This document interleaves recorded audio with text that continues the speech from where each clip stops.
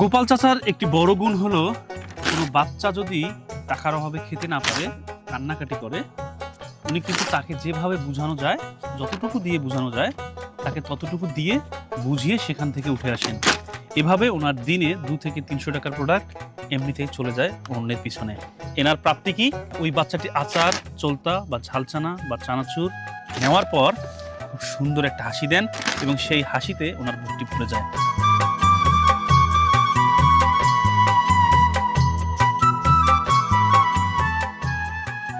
আসসালামু আলাইকুম সুপ্রিয় দর্শক, আমি এমন একজনের সঙ্গে আপনাদের পরিচয় করে দিব। আমাদের এলাকার খুব পরিচিত এক মানুষ। হেমিলনের বাঁশিওয়ালা যখন যায় তখন কিন্তু তার পিছে পিছে সমস্ত মানুষ ছুটে চলে। তেমনই একজন, ইনি কিন্তু হেমিলনের বাঁশিওয়ালা নন, ইনি চানাচুরওয়ালা। গ্রামে গ্রামে এই গাড়িতে করে চানাচুর বিক্রি করেন, সেই সঙ্গে থেকে আচার। কি কি আচার আছে? তেঁতুল, আম, খুরমে, বড়াই, চালতে। চালতে তো দেখতেই পাচ্ছেন চালতার আচার এবং এর কালার স্বাদে গুণে ভরা, দেখলেই জিভে জল আসে এবং খেতে ইচ্ছে করে। কত বছর ধরে আপনার এই ব্যবসা? নিম্নত 5 বছর। 5 বছর। তার আগে কি ছিল? ওই গুলগুলিয়ে পেঁয়াজি, খুরমে। তাহলে এই যে আচারগুলো আপনি বাইরে থেকে কিনে নিয়ে আসেন না নিজে বানান? নিজে বাড়াই। তাহলে দিনে আপনার কত কেজি আচার লাগে? না হলো 5 কেজি। সব আচার মিলে 5 কেজির মতো আচার যায়। তাহলে মাসে লাগতেছে 4 মণ। এতগুলো বানান কিভাবে? আরে বাবা, একবারে বানাতেন নাকি আস্তে আস্তে? কাটি শুকনিয়া করি থুসি। তাহলে অস দিয়ে ধরি এসমো। ও আচ্ছা, আপনি শুরুতে কেটে একসঙ্গে শুকনা করে রেখে দেন, রোদের মধ্যে শুকায়? না, তেলে ভেজে। ও তেলে ভেজে একদম পলিথিনের মধ্যে রাখেন না কিসের মধ্যে? পলিথিন। এয়ার টাইট, মানে আর বাতাস ঢোকে না যখন, এইরকম। হ্যাঁ। এখানে দেখতেই পাচ্ছেন, এটা কি ঘুগনি? এটা কিছু দেন? চানা। এটা ঝালচানার মধ্যে, ঝাল চানাতে মুড়িতে এই ঘুগনিটা ইউজ করেন। দেখতেই পাচ্ছেন কতটা রসালো। ঘুগনি কিভাবে বানান? রসুন, আদা, রসুন, গরম মশলা। এটা সব কিছু একসঙ্গে দিয়ে ওই কি করে ওটা বুনিয়া করে নেন, নিয়ে ওটা ঘুগনি। চানা কতটুকু লাগে আপনার প্রতিদিন?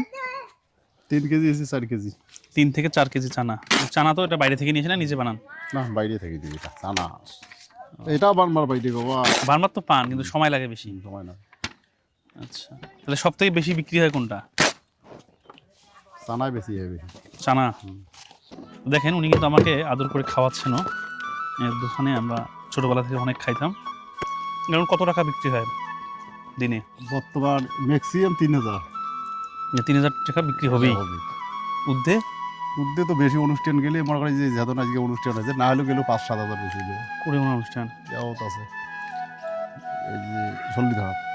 কিসের এটা অনুষ্ঠান? ও, অষ্টপ্রহর। শুনলেন, উনি দিনে কিন্তু অ্যারাউন্ড 3 থেকে 5,000 টাকা সেল করেন। এছাড়াও বিভিন্ন যদি বড় বড় উৎসব থাকে সেখানে গেলে কিন্তু অনায়াসে তিনি 5-7 হাজার টাকা বিক্রি করেন। ওদের লাভ কেমন টেকে? এলে অর্ধেক লাভ। তার ভিতর দিনে মাসে তোমার 40-50 টাকা ইনকাম। 40-50 হাজার টাকা না, ঘটনা হল মানে ম্যাক্সিমাম 1,000 টাকা দিন লাভ। এতটা দিন ইনকাম থাকবে। তাহলে তো মাস্টার গুলো বেতন পাই 10-12-15 হাজার টাকা। তোমরা মাসে 30,000 টাকা আমার। তো আসুন তার কাছে একটি সিক্রেট শুনি। তিনি দীর্ঘ 5 বছর ধরে সততার সঙ্গে ব্যবসা করে আসছেন এবং তার সততাই তার মূল চালিকা শক্তি। আসুন এই ব্যবসার তিনি কিভাবে সততা, অনেস্টিটা মেনটেন করেন এবং প্রোডাক্টের গুণাগুণ কিভাবে ধরে রাখেন। বাবাজি, আপনার আচার যে এত সুস্বাদু, এটা মেইন রহস্য কি? এই জিনিসটা সবাই যায় তাই বানবার পাবো যে কেউ বানাতে পারবে না। তাহলে এটা আপনার কালেকশন শুরু হয় কখন, এই যে বানানোর ইয়েটা? এটা ভোর প্রায় 2টা-2:30টার সময়, যখন যেদিন বানাই 2-2:30টার সময় করি। ভোর 2টাতে বা 2:30টার দিকে ঘুম থেকে উঠেন, উঠে বানানো শুরু করলেন। সুপ্রিয় দর্শক, শুনতে পেলেন উনি যে আচারটি মেক করেন, উনি একদিন আচার বানালে একদিন আচার বানানোর পর সেই আচারটি মিনিমাম অ্যারাউন্ড 2 থেকে 3 দিন চলে। এরপর আবার শেষ হলে আবার উনি ভোর না মাঝরাত 2টার সময় ঘুম থেকে উঠেন এবং সেখান থেকে তার শুরু হয় কর্মযজ্ঞ। তিনি এগুলো বানান এবং সেভাবেই সবার মাঝে ছড়িয়ে দেন ভালোবাসা, সৌহার্দ্য। তিনি কিন্তু একদম শুরুর দিকের গাড়িতে করে এই জিনিসপত্র বিক্রি করতেছেন, একদম শুরুর দিকের লোক। তো এনার দেখা দেখি আরও অনেকে করেছেন, অনেকে সফল হয়েছেন, অনেকে ব্যর্থ হয়েছেন। যারা ওই যে ব্যর্থ হয়েছে ফেল মারছে, তাদের ফেলের কারণ কি ছিল? সততা না থাকলে, ব্যবসার সাথে সততা না থাকলে ব্যবসা কুলিয়ে দিয়ে পারবে না তো যে কোনো মানুষ। তো গোপাল চাচার একটি বড় গুণ হলো কোনো বাচ্চা যদি টাকার অভাবে খেতে না পারে, কান্নাকাটি করে, উনি কিন্তু তাকে যেভাবে বোঝানো যায়, যতটুকু দিয়ে বোঝানো যায় তাকে ততটুকু দিয়ে বুঝিয়ে সেখান থেকে উঠে আসেন। এভাবে ওনার দিনে 2 থেকে 300 টাকার প্রোডাক্ট এমনিতেই চলে যায় অন্যের পিছনে। এনার প্রাপ্তি কি?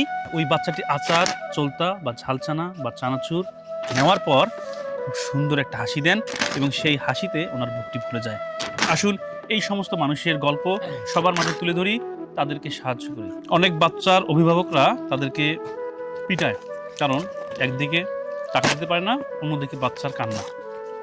এই কান্না সহ্য করতে না পারে যখন পিটাতে আসে, তখন কিন্তু গোপাল চাচা তাদেরকে সস্নেহে কাছে টেনে নিয়ে এসে তাদেরকে এই সদাইপত্র দিয়ে দেয়। অনেক দোকানদার আছে যারা এই বাচ্চার কান্নাটাকে পুঁজি করে ব্যবসা করে, কিন্তু গোপাল চাচা দীর্ঘ 5 বছর ধরে ব্যবসা করে আসছেন, কখনোই এই অসহায়ত্বকে পুঁজি করেননি। তো সুপ্রিয় দর্শক, এই গোপাল চাচার গল্প আপনাদের শোনালাম। উনি একজন খুবই পরিশ্রমী এবং সৎ মানুষ, যিনি এক এক সময় এক একটা ব্যবসা করতেন সিজনাল, কিন্তু তারপর এসে থেকেছেন এই আচার এবং ঝালমুড়ির ব্যবসায়। আগে কিন্তু ওনার কাছ থেকে আমরা ভাপা পিঠা খেতাম, আচার খেতাম, বুলবুলি খেতাম। এখন উনি এই ব্যবসায় আছেন।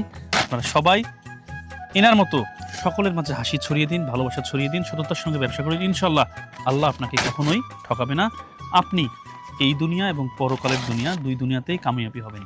আজকে এই পর্যন্তই, দেখা হবে অন্য কোনো দিন, অন্য কোনো সময়। সুন্দর একটা তাহলে হাসি দেন। শোন, সবচেয়ে বড় কথা হলো কি, এই ঝালসানার দোকান দিয়ে হ্যাঁ আমার মাও হ্যাঁ ক্যান্সার রোগী ছিল। হ্যাঁ 165টা ছাল এই একবারে এক টানা দিছিলাম এই ঝালসানার দোকান করি দিয়ে। 4 মাস 4.5 মাস আছে না, এই চ্যানেলে অনার্গল চলা ছিল 1000 করে। কি ভাবিস তুই? আলহামদুলিল্লাহ।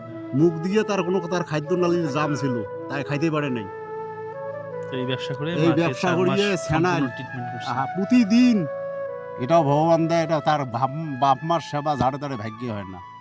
আমার মাক যেটা খেজমত করছি, জন হোক মাও যেন সুখে থাকে, তাই একজন আশীর্বাদ করে যেন করি খেতে পারি, শরীরে যেন ঠিক থেকে করি খেতে পারি। আফসোস করি না। এটি কয় টাকা তোমার বাকি রেখে গেছে? এভারেজে যেটা হয়। তো সুপ্রিয় দর্শক, গোপাল চাচার কথা আপনাদের আরও বিস্তারিত জানাবো এবং পরবর্তীতে ওনার মেকিং যে প্রসেস সেটি আপনাদের দেখাবো। ততদিন পর্যন্ত আমাদের পাশেই থাকুন। ধন্যবাদ।